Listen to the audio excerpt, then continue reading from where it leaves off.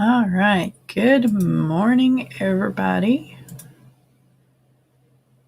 Let's see when we go live on the other channel. All right. How's everybody doing? I hope everybody's doing well and that you have gotten plenty of rest if you sleep regular hours or not. It is 9 a.m. Eastern Standard Time where I'm at, and yeah, we're here. I have my coffee, and I still have no plan on what I'm going to be doing during the stream, but we're here. And that's all we can ask for, right? Right. Oh, goodness. All right. So I'm going to go ahead and put this link in the description in both places. And these are the other live streams. And it is a playlist curated by our lovely Devin Cutting of the YouTubes. And most of these live streams are going to be on YouTube. There are some that do the dual stream like I do. And yeah, we'll go from there.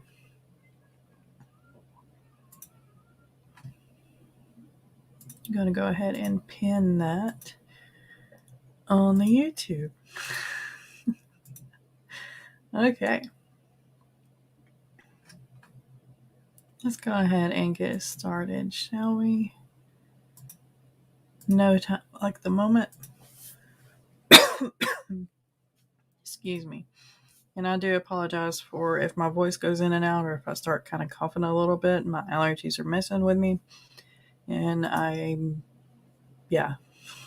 where we're at today. So, yeah. All right. So what we do during these streams is we chat for a little bit. We get caught up with each other. We go over what we have done during the sprints. And I usually run 20-minute long sprints. During those sprints, you can be productive in any way that you need to be for the day, whether it's doing little household chores, whether it's editing, whether it's writing, whether it's playing around with creating a fantasy map or something like that. And yeah, we go from there. I do put up a timer for each sprint that we do. And like I said, they're usually about 20 minutes long. And yeah, some of the breaks, depending on what kind of conversation we have in the breaks, go anywhere from 3 minutes to, I think the longest was like 10 or 15 minutes. So yeah, that's how we do things here. All right, let's go ahead and get ready to get productive in 3, 2, 1, get at it.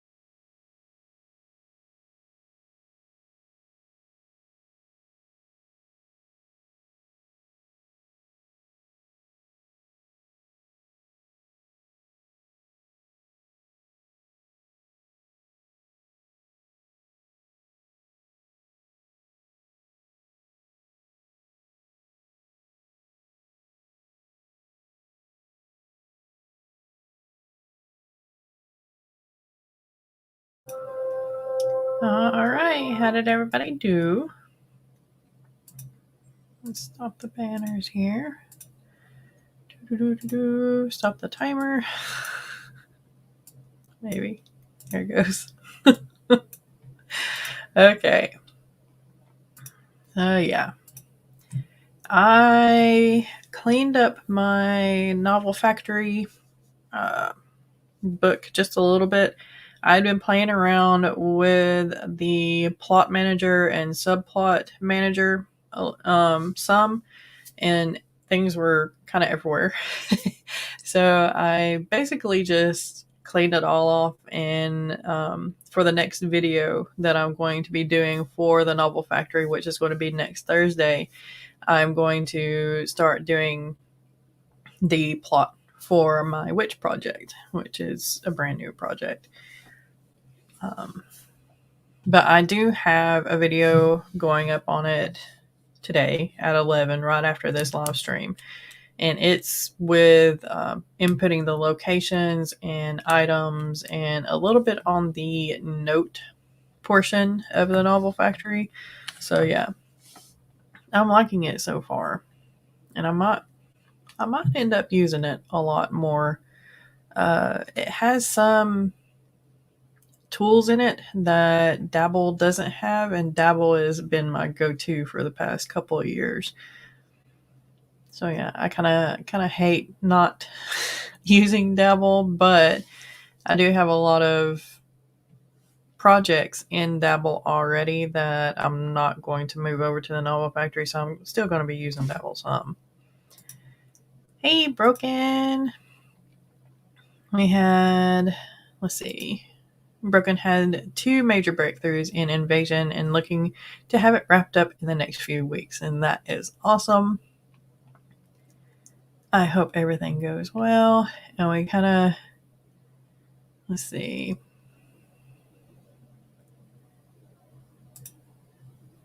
One of the breakthroughs will probably come as people are beta reading, because I'm going to write an article by a character and break it up into excerpts at the beginning of the chapter. That's going to be interesting because you'll get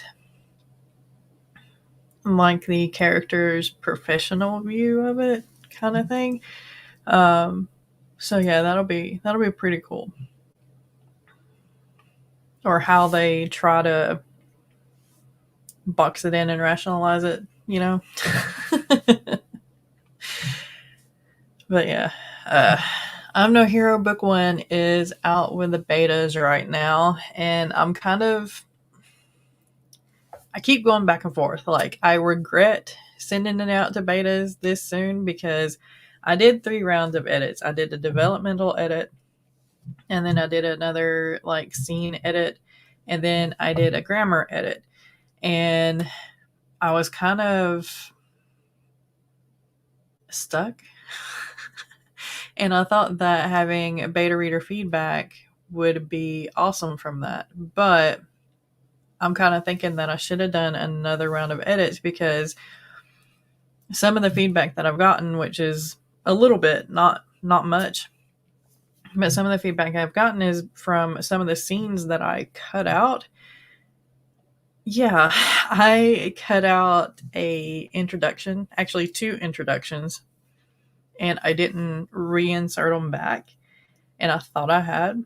And of course, my fear was that I didn't have enough description, and I'm finding that my fear is validated. So yeah. Oh goodness. But it's good. I'm glad I sent it out, because I know now that some of my fears are validated, and my mistakes, I know my mistakes now, some of them. Because yeah, it's fun. It's like a roller coaster with beta readers, because it's like, with me, I feel like I'm a crap writer anyway. So I get some of the feedback, and I go through the whole round of, yeah, I'm a crap writer, and this proves it. And then I go through, you know what? No, it's fine. I knew it would be like this.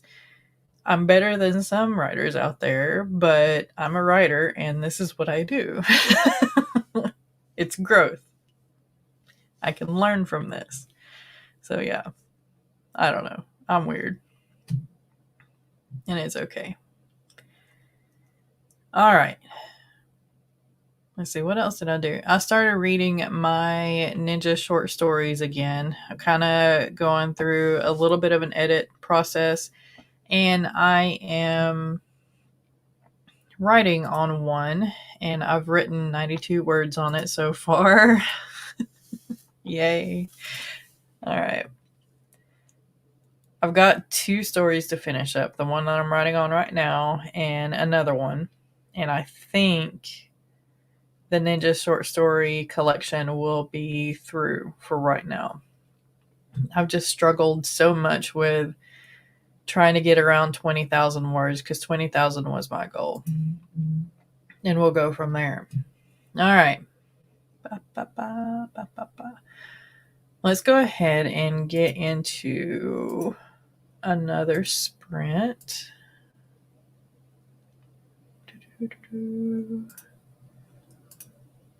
Oh. Hey, Renee. My outline method is kind of up in the air right now. I have been toying with this program called the Novel Factory, and I have been using their outline templates to outline my new project. And let me get a link for you. Give me a second.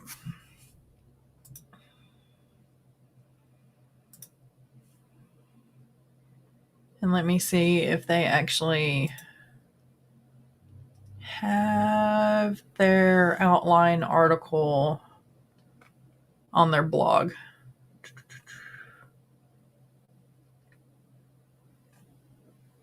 Nope. Maybe not.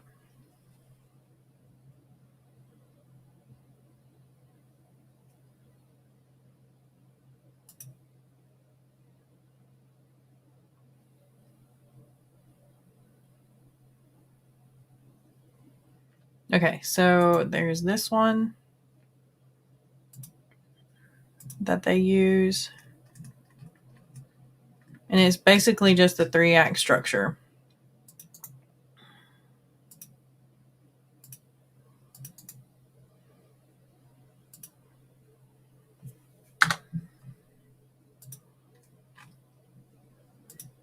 And I'm trying to find where they have their templates written out.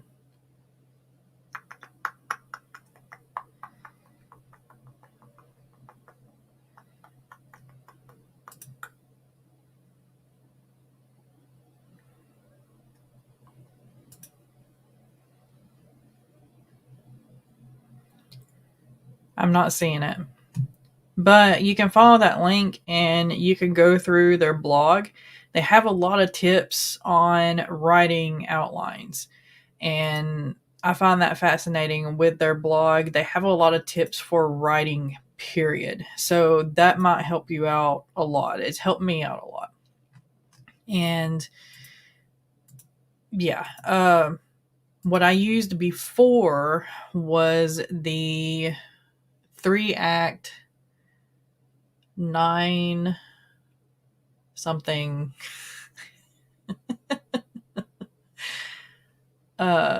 27 chapter story structure.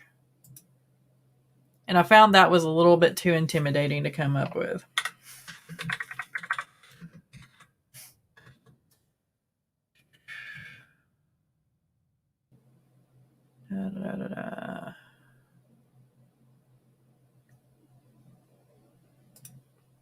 Here we go. This is the one that I used to use. Yay, links. There's also a video on YouTube that helped me out a lot. Been using Save the Cat, but there's just so many details. See, that's my issue because I'm more of a planter than a plotter. but I'm trying to be like somewhere in between. And the putting so many details in it, I find I don't want to write the story anymore. Once I get the plot done after putting in all those details, I don't want to write the story anymore. I feel like it's done. Even though there's no details in it, there's no story to it. It just, yeah, I'm done with it. I've had enough. But with like a really loose outline, just like the 3 act story structure where you kind of plan, the big points, I find that I work really well with that better. A lot better. Good morning. How are you? Getting kids ready for school and discovering life. Nice. That is awesome. Welcome, welcome, welcome. I'm glad to have y'all here with me. And with that being said, let's go ahead and jump into the next sprint if I can find my window. There it is. Okay. For the block method, do you use a sentence or two or a paragraph? Usually a sentence or two. I don't go into a paragraph unless I think I might forget like some of the details. There are some stories that I have that come from dreams, and I do write those dreams down. So if like I want that dream to be a beginning scene or maybe a scene in the middle, then I will insert that into my plot so I don't lose any of those details. But that's, for the most part, 1 or 2 sentences, and I'm done. All right, so here we go. Remember to stretch. Remember to get some water or something to drink. If you haven't ate yet, go ahead and eat, depending on how early you eat or how late you eat, depending on where you are in the world. And let's go ahead and get started again. 20-minute sprint in 3, 2, 1. Get productive.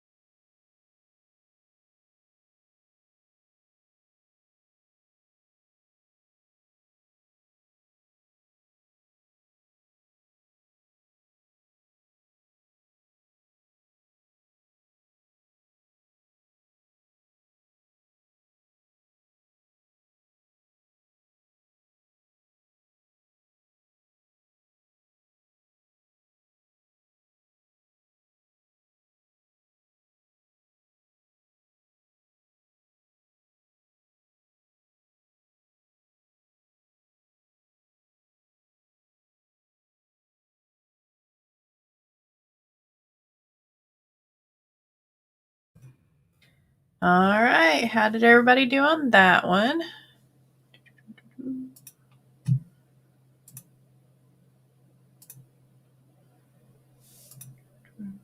Let me see how many words I got on that. Got 319 total. Oh, word count slack here.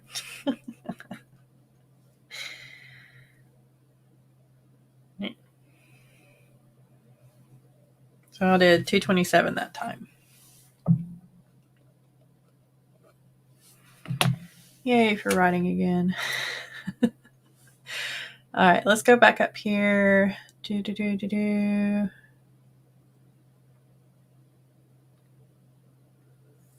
We were talking about outlining and how I like to do loose outlines. Broken doesn't like to outline at all. And Renee's going to try something. Renee's going to try my method, I think. But with each outline method that I've tried, it's been as few details as possible. I write down the important stuff and I go from there. I like discovery writing, so I will discovery write between those points. And yeah.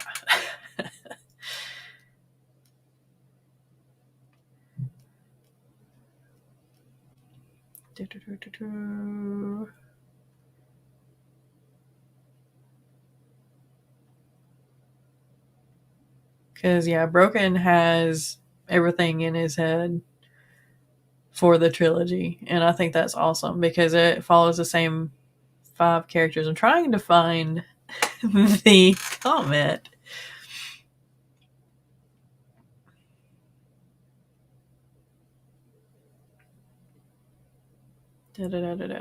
Oh, well. But yeah, here it is. Okay. The trilogy follows same main characters over a span of 5 years while adding in new characters with each book or subtracting in them depending on survival. So that is pretty awesome that you can keep all that in your head, especially for like a trilogy and stuff. Me, I find that I have like this awesome idea and then 2 weeks later I have forgotten it or it's become diluted. So I tend to write down my ideas so that they won't become diluted in my head or that I will actually remember them. So yeah.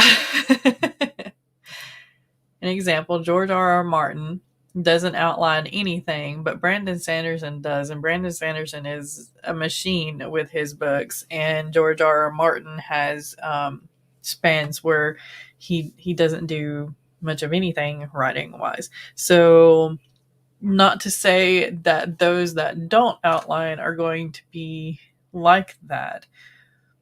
It really just depends on your personality. It depends on how you work. And me, I'm still exploring what works for me because I feel that if you're not learning and exploring your craft, then you're going to come to a standstill and become stagnant. So I'm always trying new things. I'm always trying new ideas. And my processes grow from that or they stay the same. I go back to, what I was doing before. But there are little things that I pull from each way of plotting or each way of character design that I pull into my old way, if that makes any sense. So yeah, it just you gotta make it your own. You gotta make everything your own because this is an art and this is part of you. This is your heart, this is your mind, this is your soul. Each story that you create is your baby. So there's not going to be anything that you do that is exactly like someone else because each person is unique in their own way. And I know that frustrates some people. It used to frustrate mine because I'm having a science background, being more scientifically minded, having, the biology classes with the scientific method, I wanted steps laid out, to exact. And that just does not work with writing. I mean, there are a lot of steps out there that are laid out exact, but it might not work with you. It might not fit your way of doing things. So yeah, it's okay is what I'm trying to say. It's okay. Whatever you do, however you do things, as long as you're happy and you finish your work and you do the best that you can, you become the best writer that you are, and yeah, it's okay.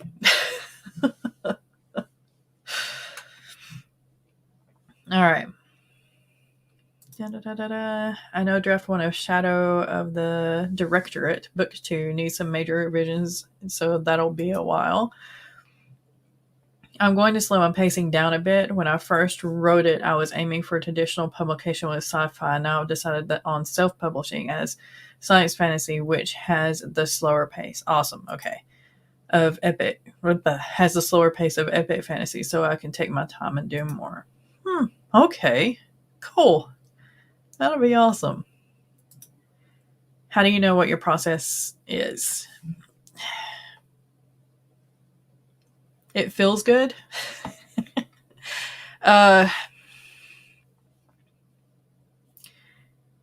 It doesn't feel like work. It still feels like art, like you're still creating. And that is going to be like your sweet spot process.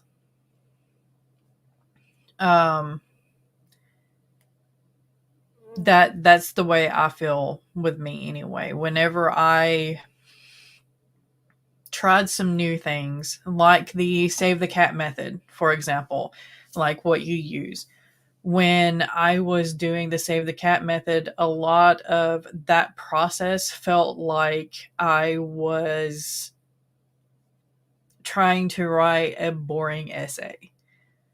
And it was work, and I hated it. And it took so long for me to even finish that outline. Whereas writing a sentence or two per section or per chapter or even per scene doesn't feel like work for me. It just feels like I'm hitting points, and it just feels like I'm writing myself a map to follow. And that map doesn't have to be linear, although, the closest, the fastest way from point A to point B is a straight line. You can still write a map where you kind of take sidetracks, and it's okay. That's part of the story, is your characters being sidetracked, your characters being duped, your characters coming across a conflict where they have to kind of backtrack and go forward. So whenever you find a process that feels comfortable to you, that feels like you're not working, that you're still creating, and you feel whole with it, that's when you know that it's part of your process. That's the best way I can explain it, and I hope that made sense. Let's see. Experience, really. You try different things and whatever seems to feel and work best for you. I don't remember the video offhand, but Brandon Sanderson has a lecture on YouTube about developing a process. Yes, he does. It's part of his lecture series. And if I can find that, I'll link that as well. He made the excellent point that a lot of times people will draw on what different authors do and use the pieces that work for them and discard the rest. Yes. I feel like I procrastinate in the outline stage, and I stay in that stage. Well, you don't. If you feel that way, then don't really outline. A lot of people just do like a synopsis. So they write the main highlights or what the book is going to be about. just so that they have something to go back to renew that spirit whenever they do start writing and stuff. And that's enough for them. Or like Broken, you don't outline at all.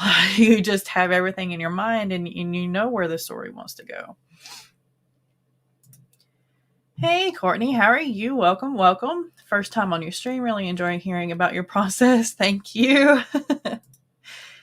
And so I could do a sentence or two for each beat, and as I write, I make a list of scenes. You can, yes.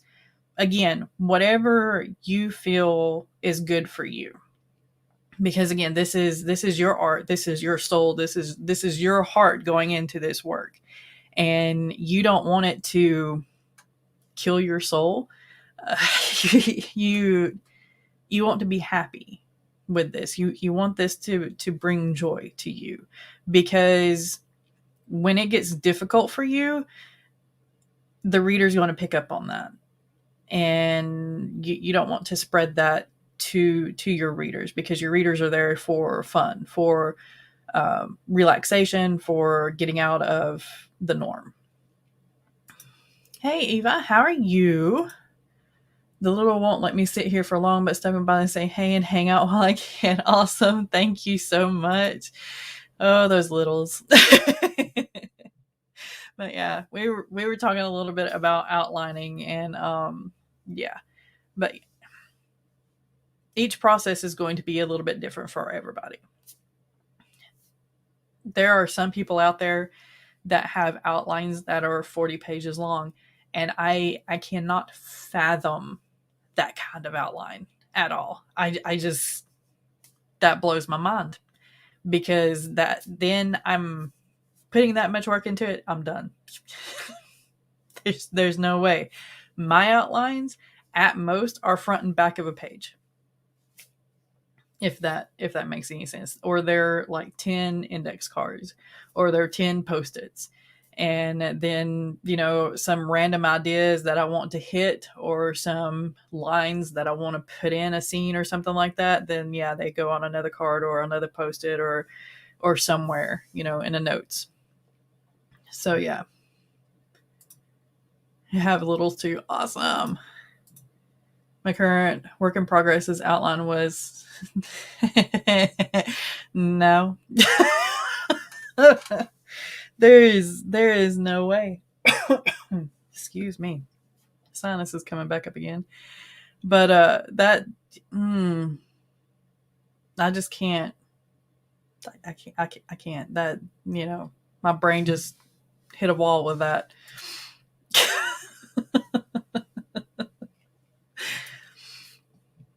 I start by storytelling the idea to myself on paper, and then expand some sections to include dialogue that comes to me, and other sections with sentences telling me what is lacking. Okay. Those 13.2K roll up into my draft. Okay. I think I can get that. I think I can see that. Yeah. Because it's like whenever I get an idea that comes from a dream and I write out that whole dream, I know that dream is going to go somewhere into the story. So that's kind of part of an outline. It's kind of a scene that I want to hit somewhere. So I get, okay. That makes, yeah, no more wall there. Oh, goodness.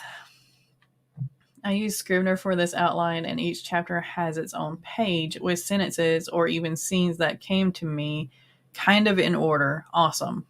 Yeah, with Scrivener, I think you can move everything around, so it's still kind of flexible while, still being there for you to follow. This work in progress is set up as a serial, so it's quite long. Awesome.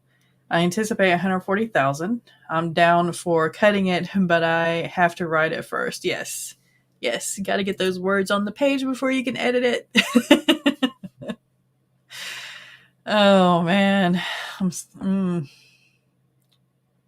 I can't even remember what I'm No Hero Book 1 ended up being, and I sent it to betas. It was still over 200K, which I'm sure they were irritated with. I don't even know where that paper is anymore. Kind of shoved it to the side somewhere. Oh well, it's probably in the book Bible. Yes. I outline everything, but I'm not entirely sure I recommend it to others. Sometimes the outline is so thorough that I feel I've already told the story. See, that's what I was saying before, because like the save the cat outline method that I tried, I felt like I'd already told the story because it was just so detailed that I was like, okay, I'm done. Even though it was far from done, but yeah. Okay.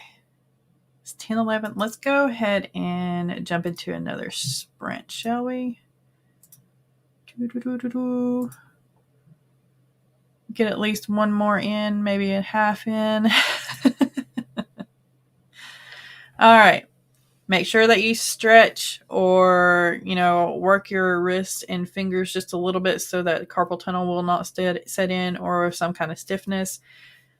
Get up, stretch your back a little bit if you want to. Also, make sure you have something to drink. And if you haven't ate yet, go ahead and eat.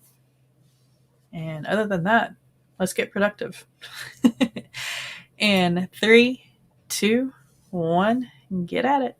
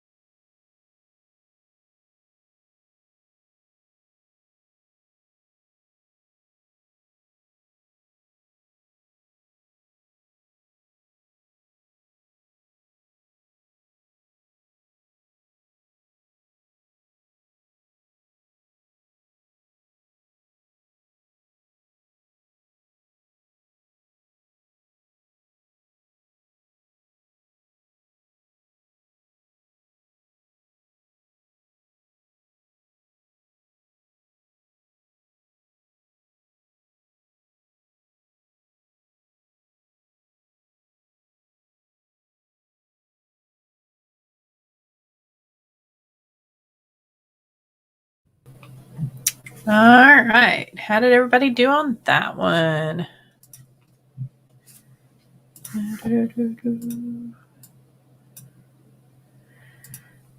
Let's see. Let's get rid of the banners. Go back and do a quick little word count. That one was a little bit better.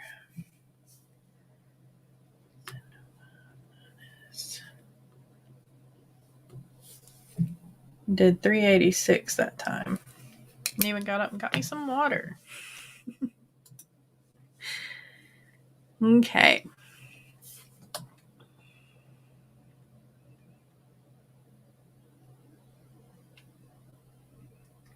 So let's go back up here.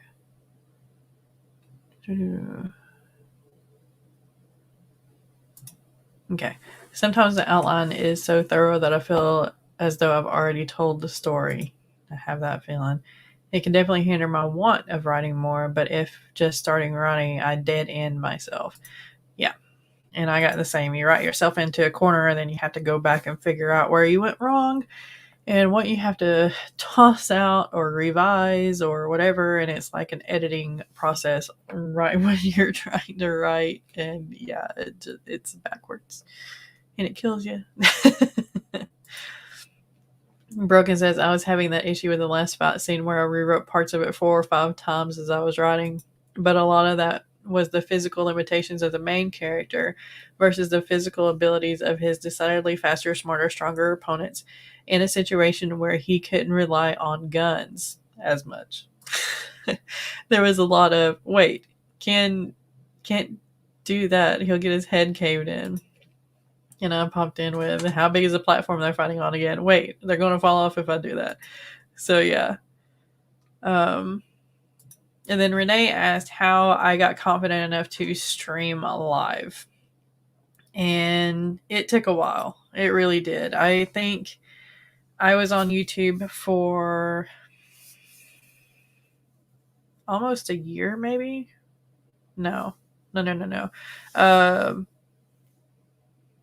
Probably 5 months, 5 or 6 months before I toyed with the idea of going live. And I literally spent a couple of hours researching which platform I wanted to use, such as StreamYard or OBS or something like that. And most of the YouTubers at the time that I watched used StreamYard, which is what I use. And I watched some tutorials on StreamYard, and it's free if you only stream a certain amount of time. But once you go over that time, you have to pay. If you want 10 or more streamers on your channel at the same time, then you also have to pay. And it's a monthly subscription for, going over the amount or going over the amount of people allowed. So, yeah. And I popped up on Lauren and Nicole's channels a few times, and I think that was about it. So being on their channels helped me out some because I wasn't necessarily in control, but I could still get used to StreamYard and how it looked and how things popped up on it and all that good stuff too. Mama Ward showed up. Hello. I hate it when I go back to look for scenes I think I wrote, but I just sketched the scene in the outline or zero draft. Yeah. I don't have that problem because I don't outline that detailed. So yeah. Why did you decide on StreamYard and not OBS? StreamYard, again, it was what most YouTubers that I watched was using. So I thought because of that it was the easiest program to use. I did not study much up on OBS whatsoever. I am now, well, not now, but in the future, in the near future, I'm probably going to study up on OBS just a little bit more because I think it integrates with Twitch a little bit better than StreamYard does. And since I'm doing the dual stream with Twitch and YouTube, then I might go to OBS. I'm not quite sure yet. Again, I'm going to try to do some research in the near future to see which, but honestly, I only have 2 or 3 followers on Twitch. I have maybe 1 watcher per stream over there. So it's not that big of a deal for me to have a program that integrates really well with it yet, if that makes any sense. So more likely I'm going to stick with StreamYard. And I'm a creature of habit. So whatever I'm comfortable with, especially online wise, I tend to stick with for a while until something I know is better comes out. But yeah, StreamYard is really easy to use. It integrates really well with YouTube. I do believe it's set up mostly for YouTube, but with StreamYard, you can also you can stream on Facebook with it, you can stream on YouTube, you can stream on Twitch with it. So it has 3 platforms that you can live stream with it. And it has the comment section pops up. You can have multiple streamers on it. You can share your screen. That's how I share the timers. It has banners that you can set up. You can set up brand colors on it and custom backgrounds and all that good stuff. Let's see. You can see, I think, yeah, you can see part of my background whenever I pop up the StreamYard thing. So yeah. Or not StreamYard thing. And the timer.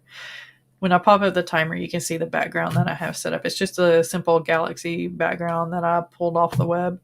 But yeah, you can customize a lot of it. There's even a banner type overlay that you can customize using like Canva or something like that you can have around your window if you want.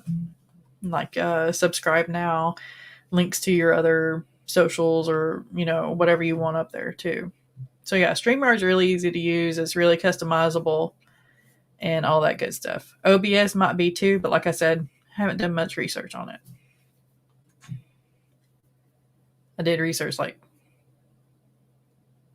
7 months ago, and I can't remember what and all OBS does right off the top of my head because of that. So yeah.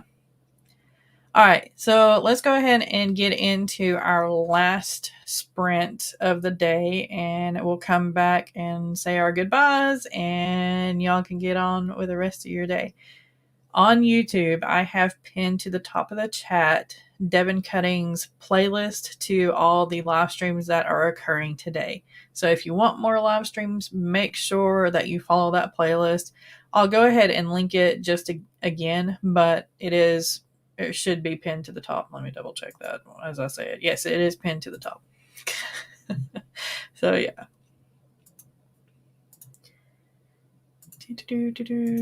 Here we go. Let's do, nope. There we go. So yeah, you can see a little bit of the Galaxy background on the sides of the timer and my little face. Because yeah. And like I said, you can do different setups. You can do this, which I don't like because I don't like my face that much. And you can even do this where it's just the timer. So yeah. I am more familiar with StreamYard. Yes, I am too. It's comfortable to me now, and I'm probably not going to change even if I do the research. And yeah, I don't know. We'll see. If I get larger on Twitch, maybe, but I doubt it. How do you pin, or can you make polls? pinning is like the banners. Are you saying like this right here? That's the banners section of StreamYard. And polls, I think it's just they share the poll page that they create in like Google Docs or Google Forms, and they share it up on the screen. I think. Pretty sure. It's been a while since I've seen a stream with polls on it, so yeah. I know Kate Kavanaugh does that every now and then, and it's been a while since I've watched some of her live streams. Sadly, I don't catch as many live streams as I used to, and that's terrible of me. No, like pin your comment at the top. Okay, like this. That is the comment section of StreamYard. And what you do is you just hover over the comment and it has the show option. And whenever you show it, that's that. And the comment on YouTube is you go over to the chat and there is 3 little dots on the side of each comment. And you hit those 3 little dots and you can pin the message, remove it, all that good stuff too. So that's how you pin it. If you get like a bot, you can delete it using those 3 little dots too. So you hover your mouse over the comment in YouTube and go over to the 3 little dots, click on the 3 little dots, and you can do whatever you want with that comment. And if you're trying it on my YouTube chat, you might only see a couple of options. Whereas if you're doing it on your channel, you'll have like 5 or 6 options. So yeah. Or if you're a moderator on a channel, you might have those same 5 or 6 options too. So yeah, there we go. Maybe I need to do a tutorial on live streaming. I don't know. There's so many other people that do live streaming better than I do, though. They probably already have tutorials. Who knows? I forget the tutorials that I think it was legitimately the StreamYard tutorial on YouTube. Because whenever you sign up for StreamYard, I think they list you a couple tutorials that you can watch from there. And yeah. And there's also YouTube Studio too. And that would be good. Okay. As soon as I finish with the Novel Factory walkthrough, which I think I only have one more section to do. So let's see. Today is the 21st. That video will go up on the 28th. So the first Thursday in November, maybe I'll do a streaming tutorial. Let me mark that down somewhere. I'll forget. Where's my list of videos? Here we go. Okay.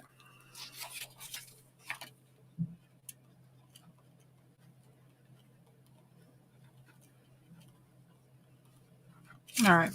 No, I won't forget. Woohoo. Okay. I'm planning on possibly starting on Twitch, but have vlogs on YouTube. My advice is this. Get comfortable with one platform, and then you can always go to another platform and build it with the first platform that you got used to, so that you're not overwhelming yourself, and you can see whether or not that platform is for you as well. So like TikTok. I was going to start doing some TikToks. But the more I thought about it, the more I played around with TikTok, I'm sitting here going, TikTok is probably not for me because I ramble. And I know you can edit your TikToks, but I ramble, and I'm already editing all the videos that I put up on YouTube, and it's just like, maybe eventually, maybe later on, but yeah. So now I'm getting back into Instagram posting and might start doing a little bit of the shorts or whatever they're called on Instagram. And I need to go back and build up my Facebook page again too. So yeah. But multiple streams or multiple platforms is awesome, but make sure that you're not overwhelming yourself. So if you choose one to focus on, get used to it, get comfortable with it, and then choose another one and build your way on that so that you're not wondering, okay, where did I post this and where do I need to post it and all that good stuff. Finding a good scheduler is awesome too. Canva has a scheduler. You have to pay a subscription to Canva in order to use the scheduler that they have, but it's awesome. And you can create your post using Canva and also schedule it to post on the social medias that you have linked to Canva, all in the same webpage, all in the same place, which is awesome. And I think I have a tutorial of that. I'll have to double check. So like in 6 months or a year, then think about a second platform. If that is what you're comfortable with. Some people they learn things quickly. Like I know some people take a month per platform to learn and get all the kinks worked out of their schedules and whatnot. Others, it takes 6 months to a year. Me, I thought I was doing good with Instagram and stuff like that. And then stuff happened and I'm trying to get back into the pattern that I had set up, if that makes any sense. So yeah, whatever you're comfortable with is the way I would go. So if you think it's going to take like 6 months to a year, then awesome. If it's going to take like 2 or 3 months, awesome. Just work at your own pace, work with what you're comfortable with. And also building up on one platform, like getting subscribers and followers on one platform. Whenever you start working with that next platform, you can start advertising to that platform that you've built up already. And that way you have like built-in followers on that second platform, if that makes any sense. That way you can use your subscribers on, say, YouTube as guinea pigs for Twitch to see what works for them and what doesn't. That's probably good advice. I try. Oh no, we're running out of time. Okay, let me go down here to find hey, here's a 10-minute timer. Let's do a 10-minute sprint. Right. That way we can end on time and all that good stuff. I love talking though, and I love helping. So that's the main reason why I started doing live streams, is because I wanted to get things done together and try to write together.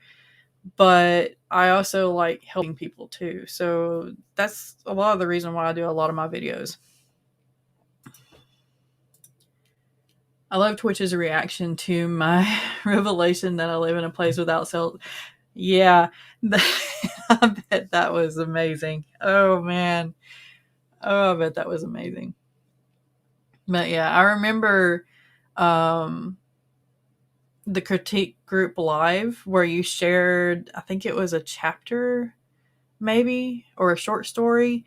And you had traveled, what was it, 2 hours to get to service so that you could be on the live stream. But you're in the US. Yeah, that doesn't matter. That does not matter. Yeah. Must be out west. Yes, there are many places in the US that don't have cell coverage, so you can't text me. Yeah. Um, and there are those that, like, say in the Appalachian Mountains where I was born and raised, they have cell towers set up sporadically. They don't cover as much area as they should, I say. So when you go from one tower to the next, that weakness at the edge of the coverage of the first tower going into the weakness of the coverage of the second tower makes you drop a lot of calls. And it's irritating.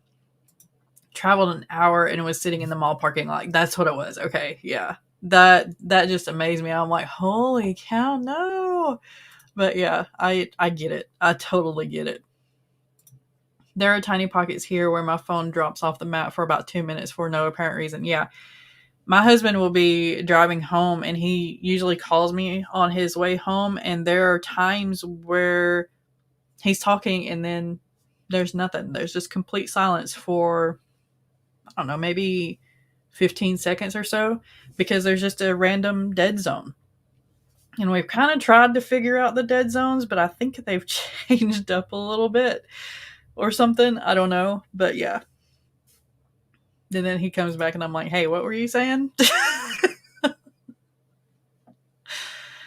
Oh, goodness. All right. 10-minute sprint. Let's go ahead and get started in 3, 2, 1. Get productive.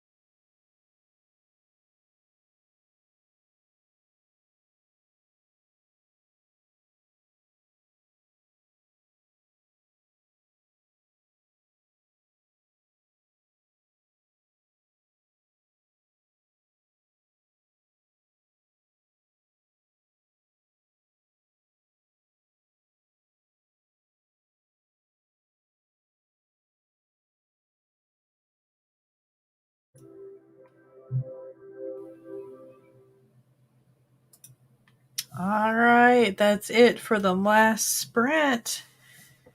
How did everybody do on that one? I did, let's see, 839. So I wrote 839 words for the day, which is pretty awesome, considering I haven't been writing much.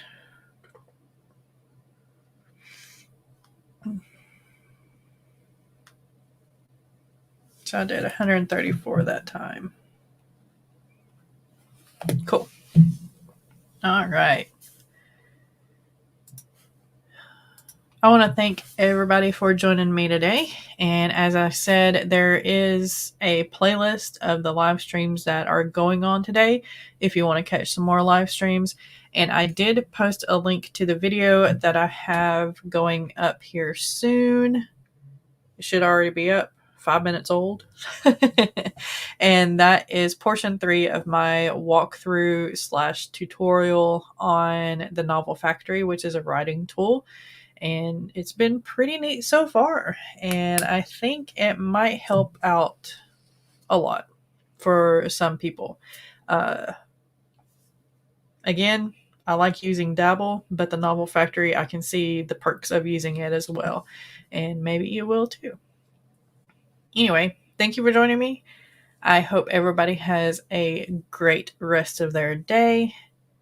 Stay safe, be kind to one another, and I will see you next time. Bye.